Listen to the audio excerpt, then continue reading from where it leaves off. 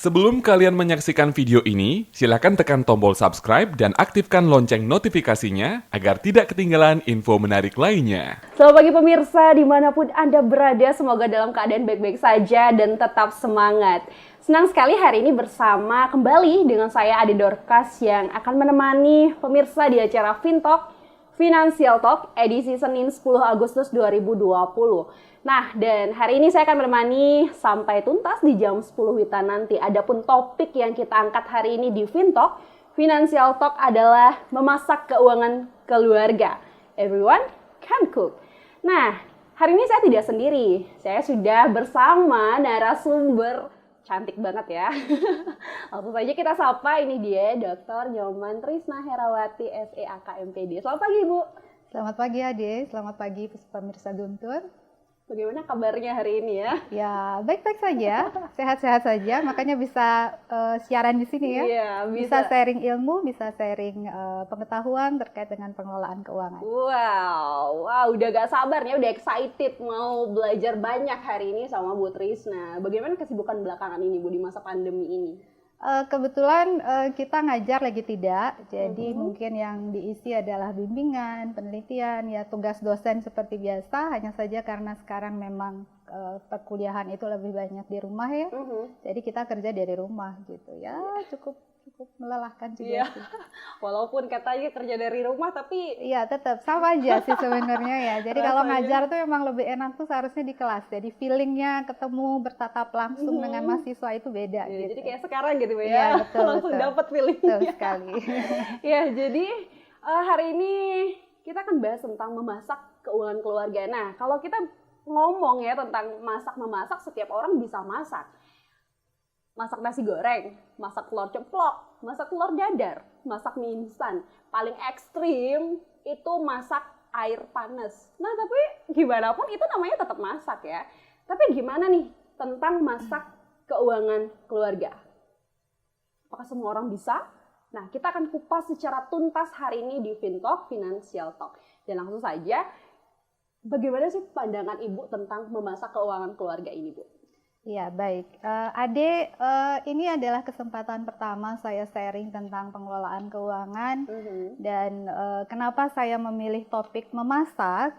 Yang pertama adalah bahwa memasak itu kegiatan ibu-ibu ya Ade ya, betul sekali ya. Jadi kalau saya tanya ya? Ade yang masak di rumah siapa Ade? Ibu pasti.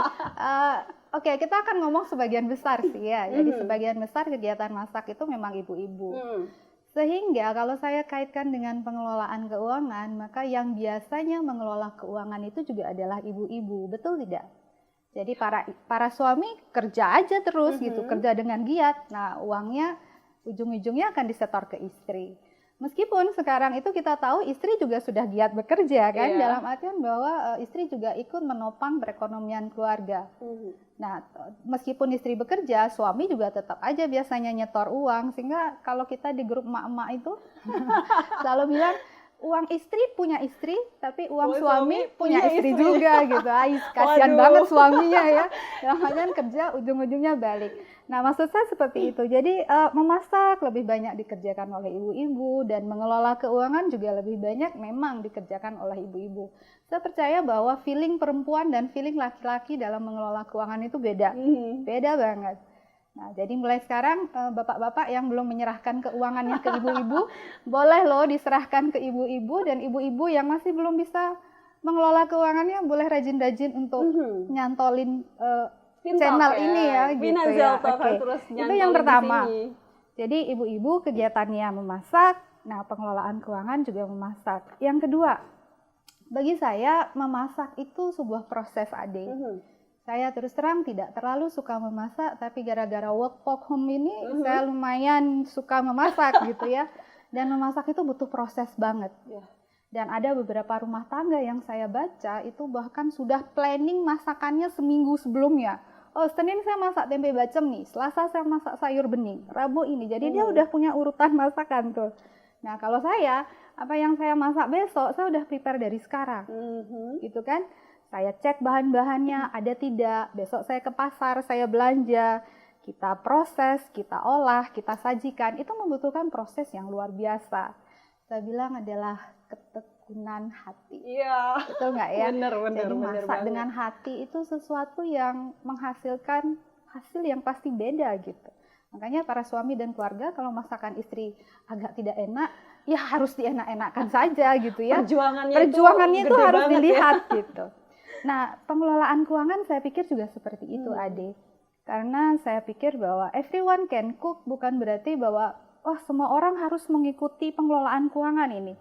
Ya enggak juga gitu kan ya. Everyone can cook but not everyone can the best cook gitu. Jadi dalam artian bahwa semua orang bisa menjadi koki, semua orang bisa menjadi perencana keuangan yang baik, tapi perencana keuangan yang baik tidak berasal dari semua orang gitu. Saya tidak menutup kemungkinan bahwa orang yang penghasilannya pas-pasan, gimana dong saya harus asuransi, gimana dong saya harus nabung, saya pakai kebutuhan sehari-hari saja tidak cukup. Ya kan? Ya tidak menyalahkan juga sebenarnya, tapi mindset kita sebenarnya tidak ke situ. Mindset kita adalah bagaimana memasak sebuah bahan yang itu adalah penghasilan sehingga bisa menghasilkan suatu sajian yang bisa membahagiakan hidup kita, yang membuat hidup kita itu menjadi nyaman, sejahtera, tenang gitu. Sehingga setiap pada saat saya ditawari untuk memberikan topik ini, wah saya langsung kegiatan memasak nih gitu. Karena pengelolaan keuangan itu hampir-hampir bisa diekivalenkan atau dianalogikan dengan kegiatan kita memasak, seperti yang saya bilang tadi, Adi. Ya, seperti itu. Jadi topik kita hari ini adalah mengelola keuangan yang saya kaitkan dengan kegiatan masak-memasak. Satu, karena itu adalah pekerjaan ibu-ibu. Yang kedua, itu butuh proses, butuh ketekadaan hati, kekuatan hati gitu. Dan harus dilakukan dengan senang hati tentu saja. Ya, seperti itu, Ade. Jadi ini nih kita udah lihat nih ya, di depan sini udah kayak ada kartu-kartu yang ada gambar telur, salah ya? Bener ya telur ya? Iya, gambar telur, terus ada gambar daging ayam, ada gambar bumbu, gambar sambal. Nah ini gimana nih, Bu? Ya, oke. Jadi kita mau saya akan mulai bicara masalah bagaimana kita meracik bahan-bahan ini yang saya analogikan nanti dengan pengelolaan keuangan. Saya akan memasak soto ya, Ade ya. Jadi semoga tidak ada yang protes, aku nak masak lawar sih gitu. Ya bisa-bisa saja sih gitu. Cuman saya suka soto dan saya pikir semua orang di sini pernah makan soto. Dan apalagi kita makan soto itu pada saat hujan-hujan gitu ya. Jadi meskipun hanya soto dan nasi panas itu sensasinya masih dapat gitu lah. Aduh, rasanya kok lapar ya gitu. Ya, oke. Abis ini kita beli soto ya. Oke, kita akan masak soto ya. Tentu saja bahan-bahannya kita sudah punya di sini. Sudah pasti adalah daging ayam. Karena saya masak soto ayam bukan soto daging ya. Jadi kalau soto daging ya dagingnya bisa diganti. Karena kita sekarang tidak menunya, tidak acaranya masak-masak, jadi ya virtual sajalah. Jadi saya masak soto ayam, saya punya daging ayam. Kemudian saya punya tentu saja adalah bahan-bahan soto ya. Ini adalah bawang putih, bawang merah, kunyit, dan lain sebagainya. Kalau malas ini beli yang jadi juga bisa. Udah ada juga ya. Ada yang sudah instan kan ya. Oke, kemudian ada bahan pelengkapnya juga. Karena soto itu biasanya ada bahan pelengkap semacam toge, kol, soon, telur. Nah, ini kalau nggak seregnya kalau tidak ada ini tuh agak kurang nendang gitu. Yaitu sambal. Dan yang terakhir adalah kerupuk gitu ya, Ade ya. Oke, ini kurang lebih adalah bahan-bahan kita membuat soto tentu saja. Saya yakin semua ibu-ibu pastilah pernah buat soto. Ayam, bumbu, bahan pelengkap, sambal, kerupuk itu adalah satu kesatuan dalam sebuah sajian soto. Nah, oke. Sekarang kita akan cek. Ade, kalau saya tanya, kalau kita mau buat soto, nggak ada daging ayam sama bumbu, kira-kira gimana ya, Ade? Ya, itu penting. Kan itu utamanya. Oke. Jadi kalau saya tujuannya adalah buat soto nih, tapi saya tidak punya ayam dan bumbu. Itu rasanya bukan soto namanya ya. Buah bening. Ya, mungkin sayur bening ya. Oke, sayur bening gitu. Oke, jadi saya pikir dua sajian itu adalah mutlak. Nah, bagaimana dengan bahan pelengkap? Bahan pelengkap ini semacam toge, soon, kol, telur. Kalau ini tidak ada di soto, seperti saya gitu ya, kemarin saya lupa beli soon ya, gitu. Ya nggak apa-apa juga gitu, hajar Tetap saja, soto ya, tetap tetap soto soto. gitu. Yang penting ada ayamnya Ayam itu sama tadi, bumbunya. gitu. Nah, tetapi kalau dua hal ini, sambal dan kerupuk, ini porsinya kecil, Adik. Kecil kan, Iya, jadi nggak iya, mungkin iya. satu mangkok soto, sambalnya juga satu mangkok gitu, ya nggak juga gitu. Artinya dia porsi kecil tapi memberi sensasi yang luar biasa terhadap sajian soto tadi gitu, Adi. Nah, sehingga disinilah komposisi kita meracik sebenarnya. Jadi kita akan meracik bahan-bahan ini supaya bisa menghasilkan yang namanya soto, tentu saja. Oke, terus ini ngomong-ngomong, Ibu ini ngomong apa sih gitu kan ya? Ini acara masak-masak atau bukan? Saya akan balik kartunya. Oke, kartu ini akan saya balik karena saya akan analogikan bahan-bahan ini dengan pengeluaran yang biasanya kita lakukan. Kalau saya tanya ibu-ibu, apa pengeluarannya? Wah, pengeluaran saya adalah dapur, sekolah anak, apalagi ya, transportasi, dan lain sebagainya gitu. Dan itu adalah hal yang memang sudah harus dilakukan, Adi. Sehingga kalau pemirsa bisa lihat di sini, daging ayam ini kalau saya balik, dia adalah biaya hidup sehari-hari. Tentu saja ya, dalam pengeluaran kebutuhan kita gitu, tentu saja ini adalah suatu porsi yang paling besar yang harus disisihkan. Tentu saja. Apa contoh kebutuhan sehari-hari ini? Ya seperti sudah pasti keperluan dapur. Itu yang paling besar. Kalau kita lihat peringkatnya itu yang paling besar karena setiap orang perlu makan, ya kan? Tapi jangan lupa di sini juga termasuknya adalah sandal. Gitu. Jadi kita tidak menutup diri bahwa baju kita udah lusuh kemudian kita nggak belanja, itu salah juga gitu. Kemudian ada transportasi. Sekarang ada biaya pulsa, tentu saja menyedot ini kan, Kemudian biaya sekolah. Ya, jadi dalam artian ini adalah biaya hidup yang tidak bisa kita hindari, yang harus kita penuhi sehari-hari, gitu. Kemudian, nah ini yang tadi saya bilang, kalau kita masak soto, tentu saja harus ada bumbu sotonya, gitu kan. Jadi kalau tanpa bumbu soto, ya bukan soto namanya, gitu aja balik. Ini kalau saya balik bumbu soto ini, Ade bisa tebak, ternyata dia adalah tabungan dan investasi. Saya bilang atau kali ya, bukan dan ya, tabungan atau investasi. Ini adalah chapter yang sangat menarik, Ade. Karena tabungan dan investasi itu memiliki filosofi yang berbeda. Kalau tabungan itu adalah untuk jaga-jaga ya, karena tabungan itu sifatnya harus liquid, perlu sekarang, duitnya juga keluar sekarang tanpa berkurang sepeser pun. Contohnya apa? Ya yang paling sederhana tentu saja adalah tabungan di bank, ya kan? Kita nabung 1.000, ya besok kita ambil 1.000 ya masih bisa juga, ya. Gitu kan? Tetapi yang namanya tabungan itu kalau dilawankan dengan investasi, mati dia gitu. Kenapa? Karena tabungan, suku bunga tabungan itu tidak bisa berkejaran dengan inflasi maksud saya. Nah, sehingga alternatif berikutnya harus melakukan investasi. Gitu. Artiannya bahwa dalam pengelolaan keuangan, kebutuhan hidup, tabungan dan investasi itu harus menjadi prioritas. Sehingga kalau zaman dulu orang nabung, kalau ada sisa ya Ade, setuju nggak? Iya. Belanja dulu gitu. Kalau sisa baru ditabung. Kalau begitu mindsetnya nggak pernah punya tabungan Ade, setuju? Setuju. Kenapa? Karena setiap kita memiliki penghasilan kita habiskan dulu. Karena yang namanya sisa itu sangat absurd gitu. Jadi dalam artian sulit ada sisa. Contoh kalau saya sudah mau akhir bulan, masihlah ada duit gitu kan ya. Nah kita akan mulai nih gerilya nih, gitu. Apa ya habis sekarang gitu. Nah sehingga tabungan dan investasi itu harus diproporsikan selayaknya seperti biaya hidup gitu. Jadi baru dapat penghasilan, ini nomor 1, saving dulu. Gitu. Oke.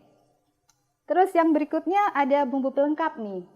Nah, untuk bumbu pelengkap ini ya, Ade, ini yang saya bilang tadi nggak mutlak gitu. Kalau kita balik, itu adalah kredit atau utang. Ini adalah suatu poin yang hampir tidak mungkin tidak ada dalam sebuah rumah tangga, gitu. Seperti saya bilang dia pelengkap gitu. Soto juga kalau tanpa toge, tanpa soun itu juga rasanya kurang mantap gitu ya. Jadi dalam artian ada beberapa keluarga yang memang harus menyisihkan penghasilannya untuk membayar cicilan. Karena memang ini tidak salah, dalam artian kita membutuhkan suatu pengeluaran atau aset yang tidak bisa kita beli dengan cash.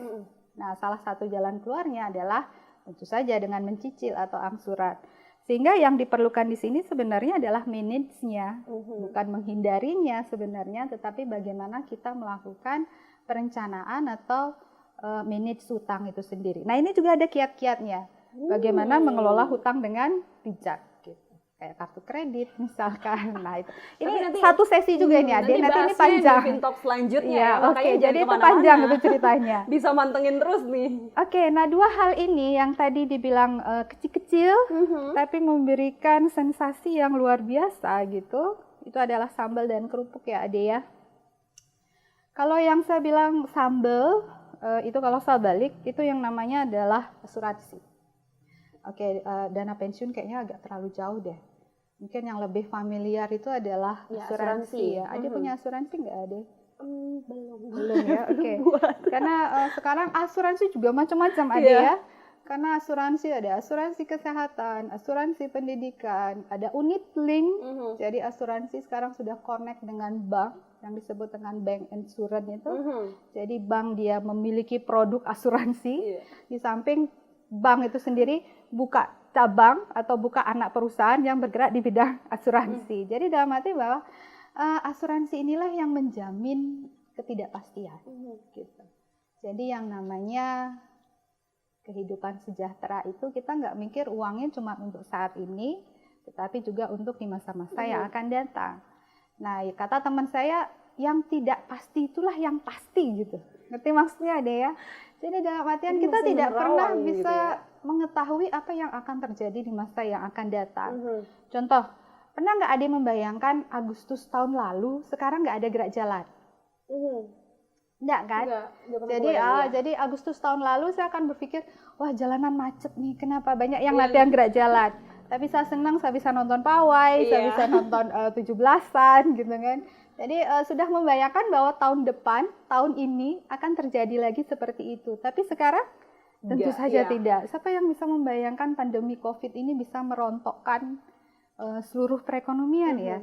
Nah, ini kalau kita bicara masalah keuangan, hal itu juga seperti itu. Gitu. Jadi dalam artian kita tidak tahu apa yang terjadi di masa yang akan datang.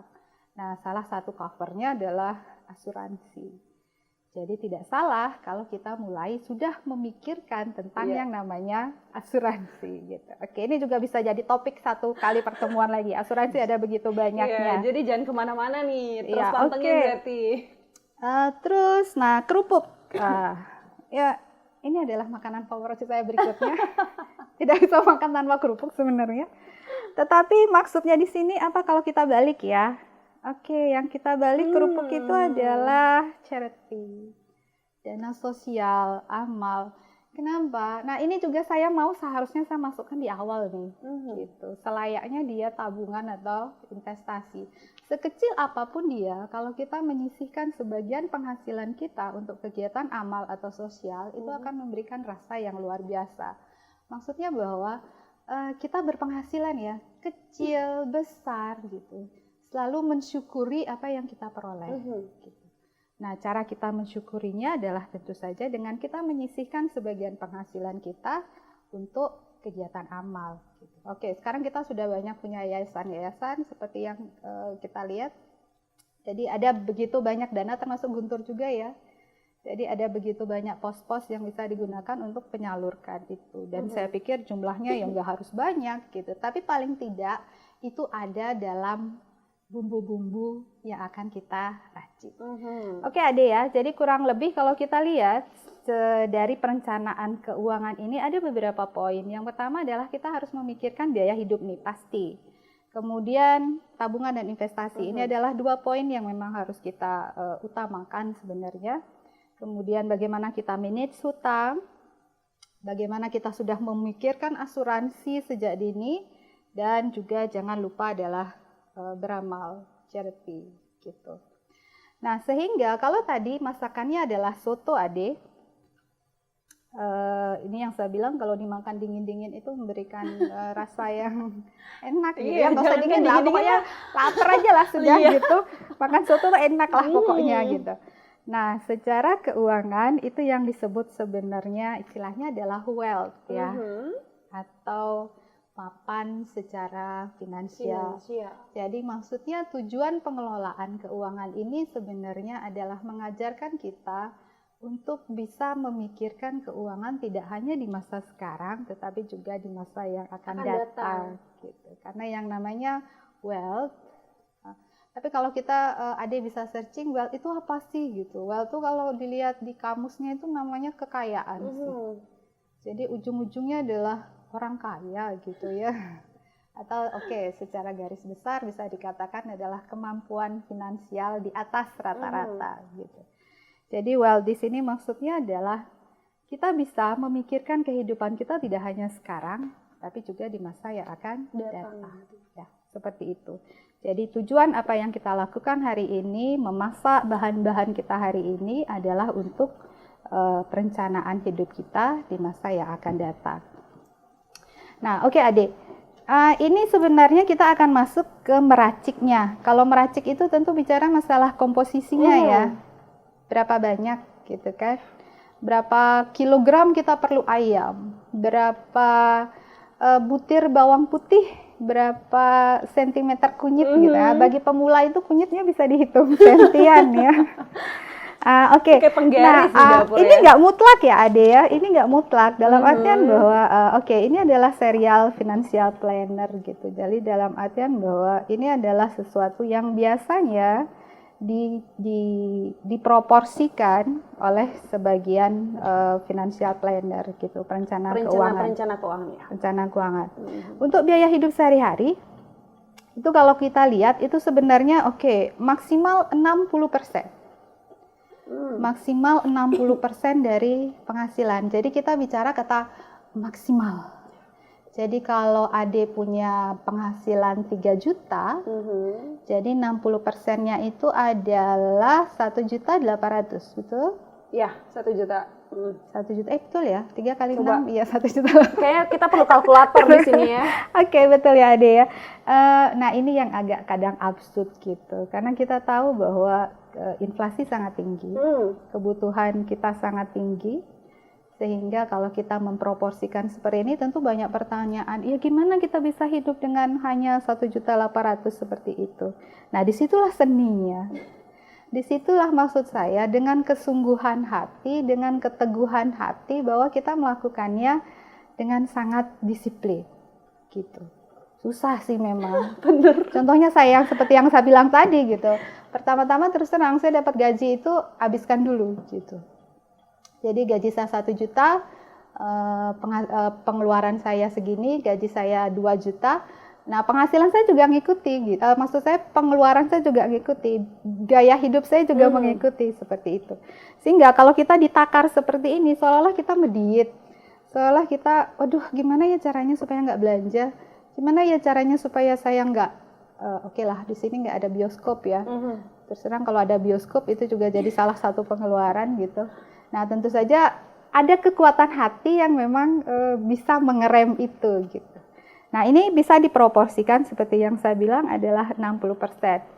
Kalau zaman dulu sih ada ibu-ibu tuh yang suka sistem amplop ya Ade. Itu gimana nih sistem amplop ini? Sistem amplop itu dapat gaji 1 bulan. Nah tapi kalau zaman dulu kan gajinya itu kelihatan secara langsung, jadi gajinya dikasih. Kalau sekarang gaji kan sudah lewat transfer bank ya.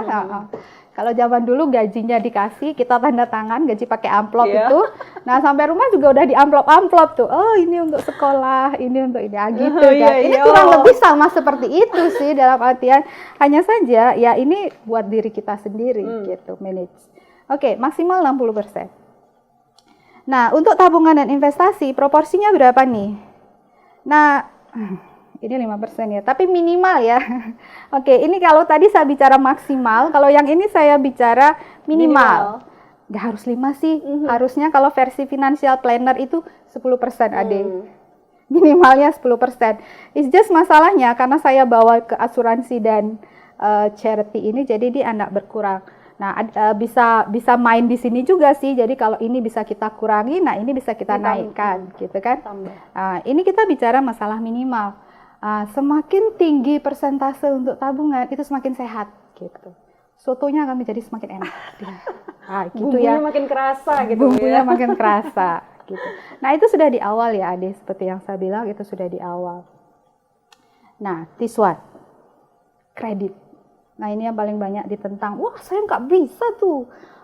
Cuman segitu gitu kan. Ya, it's okay juga gitu kan. Nah, versi financial planner, ini bicara masalah kredit itu adalah maksimal gitu. Maksimal 30% dari penghasilan gitu. Apa yang terjadi kalau kreditnya itu 50%-nya? Jadi gajinya 3 juta, 1.500.000 itu adalah bayar cicilan. Ya bisa ditebak otomatis kedua poin ini pasti dia akan lari ke sini Ade. Betul nggak? Iya kan? Jadi dia pasti akan lari ke sini karena biaya hidup ini 60% itu udah saya pikir sangat mepet banget gitu. Jadi kalau ini dinaikkan, sudah pasti ini pasti akan turun. Gitu kan? So, bagaimana dengan ketiga hal ini? Wah, sudah di luar jangkauan gitu. Nah, sehingga oke, kita akan manage lagi. Jadi kalau bisa hutang itu tidak lebih dari 30%. Asuransi. Nah, ini yang seperti saya bilang memang orang bilang, oh ini kalau sudah mapan, duitnya banyak, baru bisa ikut asuransi gitu ya. Enggak juga sih, gitu. Karena sekarang saya lihat ada banyak juga produk-produk asuransi yang bisa memberikan pelayanan yang bagus. Dan yang terpenting adalah terjamin ya. Jadi kalau kita ikut asuransi, pastikan bahwa penyelenggaranya memang sudah terdaftar di OJK. Itu dia pasti, itu mutlak gitu. Bahkan yang terdaftar di OJK pun kadang-kadang bisa bermasalah ya kan Ade. Nah, jadi maksud saya itu. Tapi paling tidak di sini kita sudah mulai memikirkannya. Kalau asuransi kesehatan untuk BPJS itu standar 100.000 masih dapat gitu. Jadi ya nggak ada salahnya juga kita sudah memikirkan asuransi sejak dini. Kemudian untuk dana amal, ya oke, ini minimal sih sebenarnya ya. Jadi semakin baik, semakin tinggi juga semakin bagus gitu. Nah seharusnya kalau penghasilannya semakin meningkat, nah charity ini juga seharusnya semakin meningkat ya, gitu. ngikut. Nah ini yang saya bilang meracik atau mengelola keuangan itu Ade. Jadi saya pikir proses memasak dengan menentukan komposisi bumbu-bumbu itu tidak ubahnya juga dengan proses kita mengelola keuangan. Ya, mungkin itu ada yang bisa saya sampaikan. Ya, jadi pemirsa masih banyak sekali akan kita bahas dan akan kita kupas secara tuntas tentang memasak keuangan keluarga di Fintalk kali ini. Tapi jangan kemana-mana, kita rehat sejenak.